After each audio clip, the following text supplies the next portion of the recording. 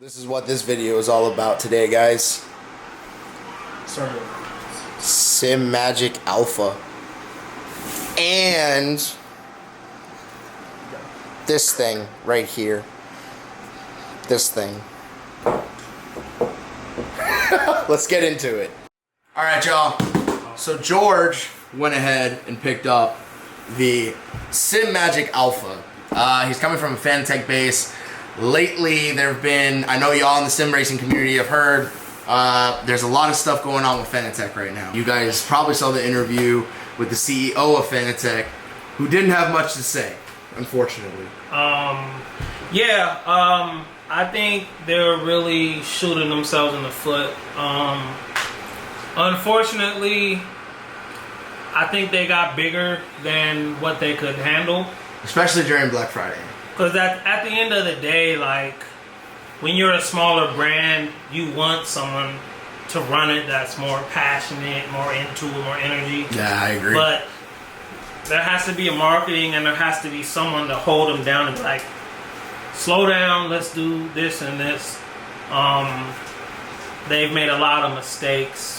Unfortunately. In the past year and a half. So the biggest thing with Fanatec that I always have said is that they are the leader in bringing the DD1 scope to consumers like me and you. Yeah, they brought direct drive to the masses. They brought direct drive to the masses for an affordable price, but on top of that, if it wasn't for Fanatec, we would not have stuff like this. We would not have stuff like this. We would not have Moza. We wouldn't have anything. I think SimiCube was already around. Those higher end brands were already around, but we would not have affordable DD bases. But the second thing is George went from a Fanatec 8 Newton meter CSL DD, and now he's coming up to the Alpha, which is a 15 Newton meter direct drive from Sim Magic. So if you guys are wondering, you know, what the difference is between should I make the jump from the 8 to the 15? Should I do the 23? Should I do the 25? What base should I get? This right here comes in at a very, very affordable price. A very, very affordable price. And luckily for George, actually, this also came with this right here, which is the Sim Magic GT1 D-shape wheel. I actually had a Sim Magic GT1 round version of this, but and I loved every second of it. The only thing that I didn't like was it was being attached to my SimiCube. So because it was being attached to my SimiCube, I had to use the data port back here, this USB port right here. Unfortunately, that USB port isn't crazy good, at least in my opinion. But on a Sim Magic base, you guys don't have to worry about that because it bolts right on, and then you're good. You got the power and everything here. So we're gonna do a first impressions tonight of the wheel itself. First impressions of the base. See how it kind of stacks up to everything else that we've had before. David actually has a Moza R9. I'll link his channel down below. Make sure you guys go and follow him. So he can do kind of a direct comparison of like your R9 to something like this. Yeah. I always said this about the Fanatec wheels. The Fanatec DD wheels are some of the smoothest wheels I've ever driven on. Mm-hmm. In terms of just pure smooth. Yeah. I think the only wheels that I've seen that are smoother are those higher end wheels that you guys are going to pay for. High market. Yeah, wheels. High market wheels. So as far as the Fanatec stuff goes, man, I'm really excited to see, or as far as the Sim Magic stuff goes, excuse me, I'm really excited to see how it stacks up to that 8 Newton meters. And kind of go from there. We'll try iRacing probably, and we'll try maybe a couple other titles, and then kind of go from there. But George drives on VR, so we'll see how it goes. All right, break. All right, so first impressions of the Sim Magic Alpha. We're gonna go out on track right now. We are in the 911 GT3R, one of the cars that we're thinking about going ahead and driving for the upcoming Nordschleife and Nürburgring combined race that we're gonna do. As a team, we haven't really figured out what car we're gonna choose yet. We narrowed down the class to GT3. We just have not figured out what car we're gonna choose. So all the impressions that I'm gonna give you guys are coming from me using George's Fanatec CSL DD. and we're running in VR, so I'm used to triples instead of VR, so it might be a little bad. Still got some getting used to the VR stuff to do. So far, first impressions, the wheel's really smooth. We narrowed down some of the settings, kind of got into some of the settings and tuned it to our liking here. And it's funny because it is as smooth as the Fanatec. And if you remember me saying earlier, the Fanatec is one of the smoothest wheels that I've ever tested. And to get that smoothness, as me and David said earlier, you really got to jump into the other wheels, the higher end wheels, to get that. Wow. To get that feeling, you know, that the rest of them give you. Sausage curb feels really good. I can feel the car tapping it, kind of unloading on it. This feels really, really good.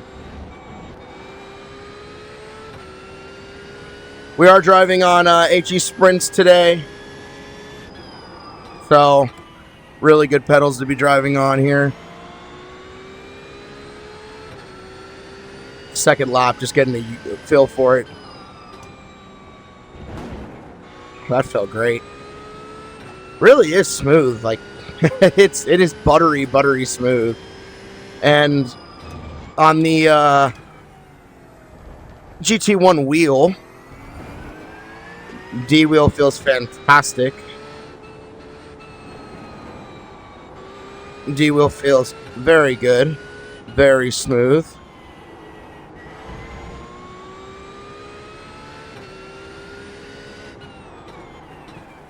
Yeah, this is awesome. Compared to the Fanatec, this is night and day. This is great.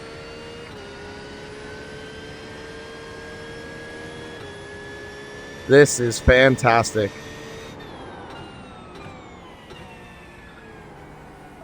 Braked a little early there, a little too early. Throttle out here.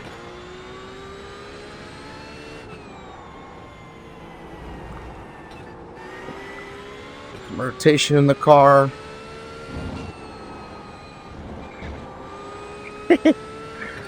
I'm so used to the way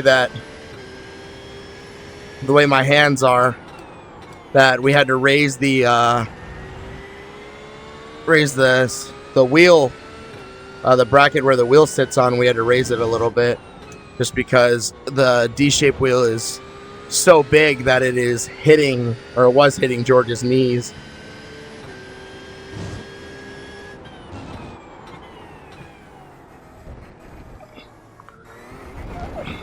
Oh.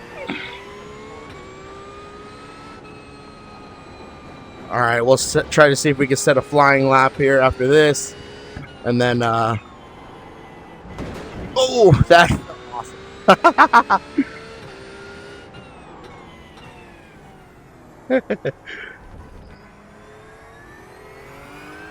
All right, let's see what we can set here.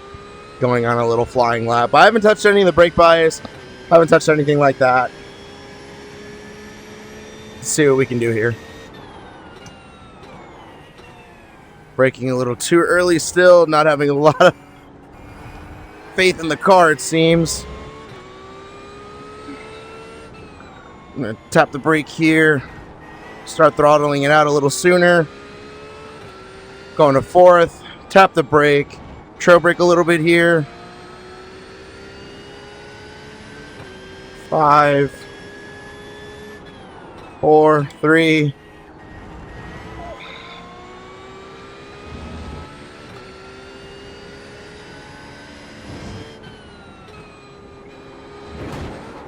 Oh!